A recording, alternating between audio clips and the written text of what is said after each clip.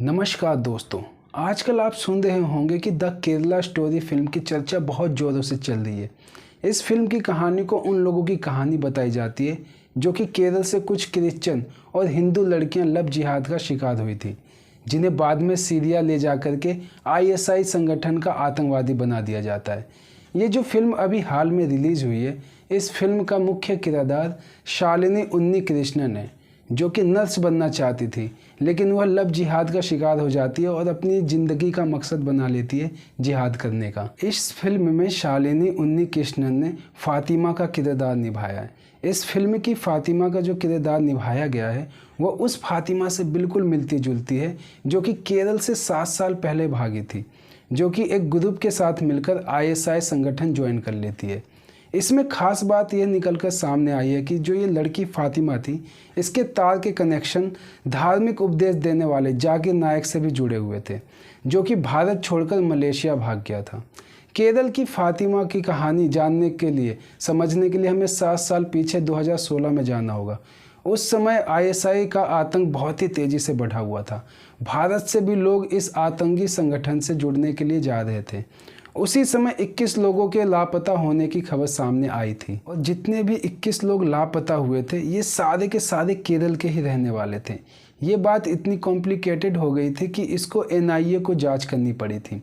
जांच के दौरान यह पता चला कि ये सभी 21 लोग एक दूसरे को जानते थे। इन सभी चीज़ों में एक जो समान बात थी वो यह थी कि ये सभी 21 लोग एक ही फ्लाइट से गए थे, जो कि ईरान जा रहा था। इन 21 लोगों में वह लड़की भी शामिल थी जो कि लव जिहाद का शिकार होकर फातिमा बनी थी। ये 23 वर्षीय फातिमा मूल रूप से केरल की राजधानी तिरुवनंतपुरम की रहने वाली थी और इसका नाम निमिषा था, जो कि केरल के कासरगोड के एक कॉलेज में डेंटिस्ट की पढ़ाई कर रही थी। इसी दौरान इस लड़की की मुलाकात वैक्सीन विंसेंट से होती है। वैक्सीन मूल रूप से क्रिश्चियन होता है, लेकिन वह कुछ टाइम पहले ही इस्लाम धर्म से प्रभावित होकर अपना धर्म परिवर्तन कर लेता है। इसी तरह निमिषा भी इस धर्म से प्रभावित होकर धर्म परिवर्तन कर लेती है और अपना नाम फातिमा बदलकर रख लेती है। और धर्म बदलकर केरल से भागने वाली सिर्फ फातिमा अकेली नहीं थी, इसमें मेरिन जैकब भी थी। इसके अलावा सोनिया भी लव जिहाद का शिकार हुई थी, जिससे अब्दुल रशीद ने निकाह किया था और इसका नाम बदलकर आयशा रख दिया था। अब्दुल पहले से ही शादीशुदा था। बाद में इसकी पहली पत्नी को केरल से भागते वक्त गिरफ्तार कर लिया गया था। 7 जुलाई 2016 को इन 21 लोगों के लापता होने की खबर सामने आई थी। जब जांच आगे बढ़ी तो अन्य लड़कियों के गायब होने और धर्म परिवर्तन होने की बात सामने आई।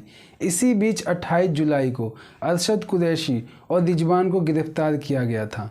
इन दोनों को मुंबई से गिरफ्तार किया गया था। ये कार्रवाई मेरिन जैकब के भाई द्वारा लिखवाए गए रिपोर्ट के आधार पर किया गया था। ये जो अरशद कुरैशी था, ये जाकिर नायक की संस्था इस्लामिक रिसर्च फाउंडेशन से जुड़ा हुआ था।